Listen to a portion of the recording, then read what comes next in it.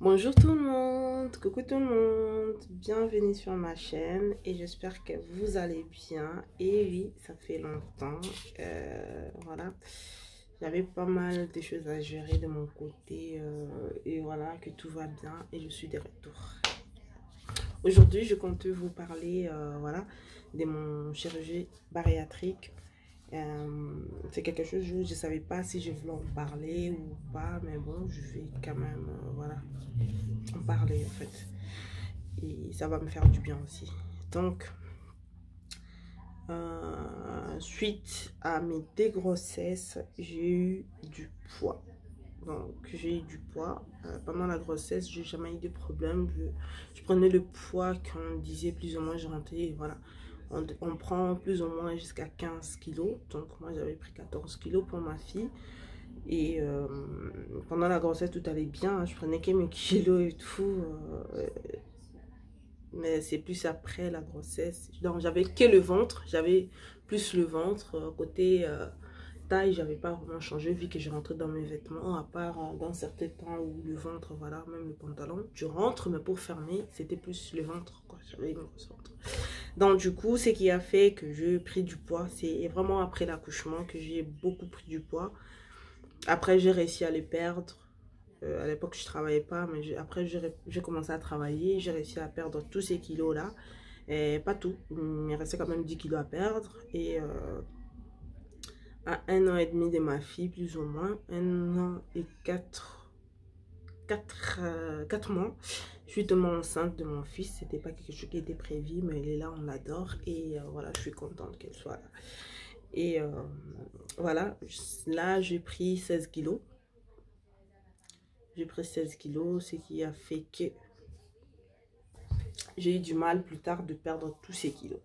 Il faut aussi savoir, dans ma famille, on n'est pas des personnes minces, hein. On est quand même fort de taille, grand et fort. Donc, voilà.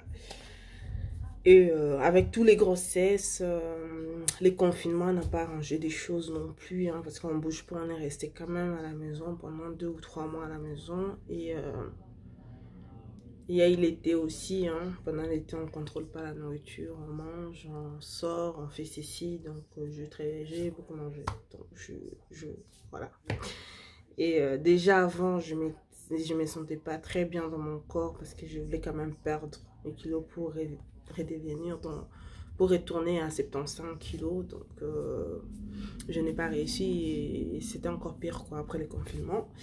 Donc, j'ai eu le temps de bien penser pour voir ce que je voulais faire en fait. Et j'ai pris une décision, je me suis renseignée pas mal de choses sur les chirurgies bariatriques pour le bypass.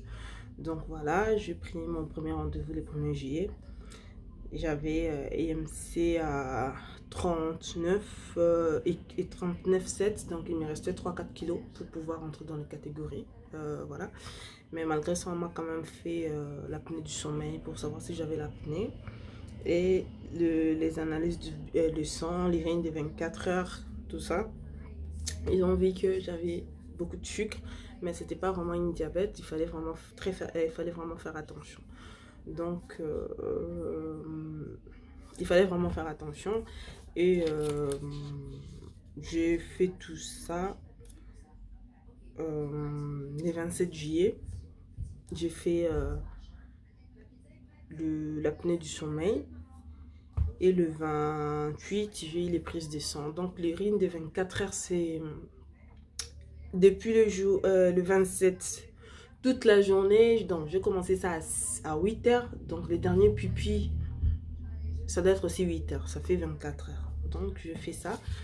Et tout révélé que tout était bon, mais je devais juste...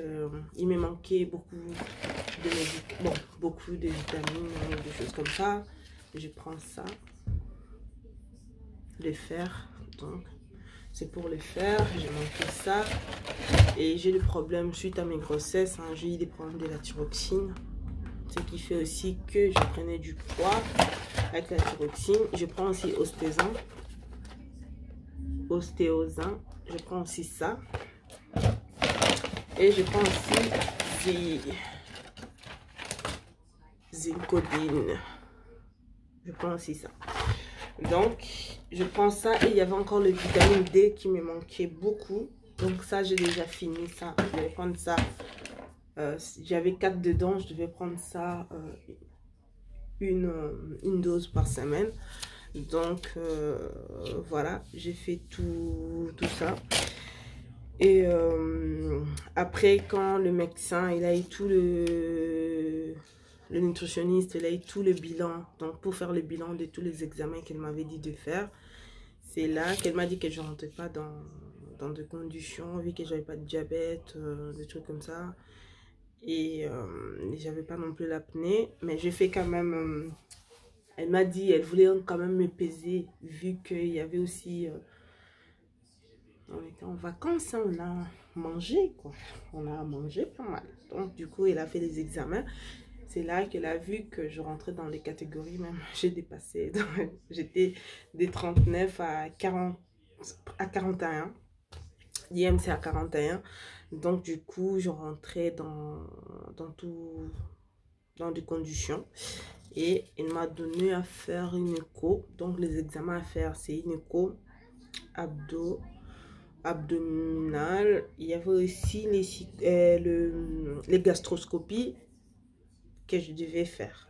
Donc, je fais l'abdo le 13 août et les gastroscopies aussi le 13 août. Donc,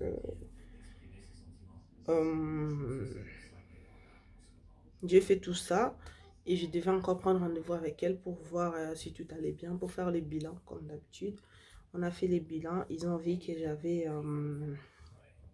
le foie, ce n'est pas gonflé, mais il y a tout autour, il y a de graisse. Donc, il faut savoir, quand il y a des graisses ou c'est gonflé, l'opération, ça ne peut pas se faire. Donc, tu peux y aller, mais ils vont voir s'ils n'arrivent pas à arriver à ton estomac. Donc, ils ne vont plus t'opérer. C'est pour cela, elle m'a dit, je suis obligée de faire, avant l'opération, je dois faire le régime de... post-opératoire, donc je dois le faire. Et il y a aussi on m'a trouvé aussi les bactéries dans mon estomac. Du coup, je prends le médicament, les antibiotiques, 3 antibiotiques, je dois prendre ça pendant 14 jours. Et pour après faire refaire encore pour voir si ils sont déjà partis. Donc les bactéries sont parties. Il y a ça.